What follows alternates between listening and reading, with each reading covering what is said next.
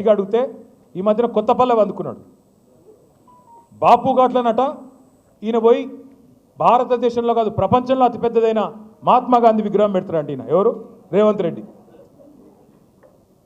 రేవంత్ రెడ్డి గారు మహాత్మా గాంధీ విగ్రహం పెడతాను అనగానే మహాత్మా గాంధీ గారి మన్మడు తుషార్ గాంధీ గారు స్పందించారు. మహాత్మా గాంధీకి ఇవన్నీ ఇష్టం ఉండవురా ఆయన, ఆయన చాలా మంచోడు, ఆయన ఎన్నడూ ఆయన విగ్రహాలు ప్రపంచంలో పెద్ద విగ్రహాలు 1000 కోట్ల విగ్రహాలు పెట్టాలని నేను కోరుకోలేదు, వాటిని పేదవాళ్ళ కోసం వాడు స్వామి, నువ్వు పెట్టుకో అని ఆయన చెప్పినాడు. కానీ మహాత్మా గాంధీ గారు తప్పకుండా ఎక్కడున్నారో కానీ ఆయన ఆక్రోషిస్తూ ఉండింటాడు.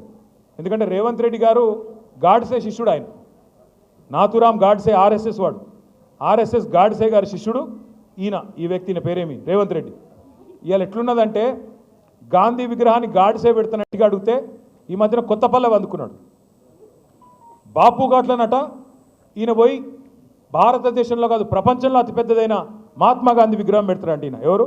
రేవంత్ రెడ్డి.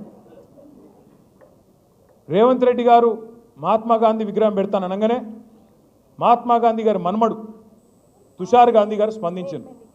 మహాత్మా గాంధీకి ఇవన్నీ ఇష్టం ఉండవురా ఆయన, ఆయన చాలా మంచోడు, ఆయన ఎన్నడూ ఆయన విగ్రహాలు ప్రపంచంలో పెద్ద విగ్రహాలు 1000 కోట్ల విగ్రహాలు పెట్టాలని నేను కోరుకోలేదు, వాటిని పేదవాళ్ళ కోసం వాడు స్వామి, నువ్వు పెట్టుకో అని ఆయన చెప్పినాడు. కానీ మహాత్మా గాంధీ గారు తప్పకుండా ఎక్కడున్నారో కానీ ఆయన ఆక్రోషిస్తూ ఉండింటాడు. ఎందుకంటే రేవంత్ రెడ్డి గారు గాడ్సే శిష్యుడు. ఆయన నాథురామ్ గాడ్సే ఆర్ఎస్ఎస్ వాడు, ఆర్ఎస్ఎస్ గాడ్సే గారి శిష్యుడు ఈయన. ఈ వ్యక్తి పేరేమి? రేవంత్ రెడ్డి.